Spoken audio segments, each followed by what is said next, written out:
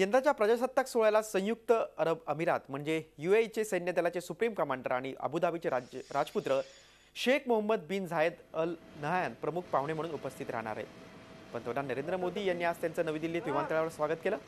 शेख मोहम्मद बिन Zayed 3 दिवसांच्या भारत दौऱ्यावर आले। पंतप्रधान नरेंद्र मोदी यांच्याबरोबर उद्या ते व्यापार, गुंतवणूक, सुरक्षा अशा विविध मुद्द्यांवर चर्चाही करणार आहेत। हैदराबाद हाऊसमध्ये दोन्ही देशांमध्ये काही करार देखील होणार आहेत। पंतप्रधान नरेंद्र मोदींनी देखील ट्विट करून दोन्ही देशांबरोबर मित्रत्व आणि सहकार्याचे बंध आणखी घट्ट होतील असं म्हटलंय। दरम्यान प्रजासत्ताक दिनानिमित्त भारतीय सैन्याबरोबर संयुक्त अरब अमिरात म्हणजे यूएईचे जवान देखील परेडमध्ये सहभागी होणार आहेत। त्यांचे 144 जवान आणि 35 बँड पथकातील जवान परेडमध्ये सहभागी होतील। फ्रान्स नंतर यूएई दुसरा देश आहे जो राजपथावरील परेडमध्ये सहभागी होते। 2016 मध्ये फ्रान्सचं पथक परेडमध्ये सहभागी झालं होतं।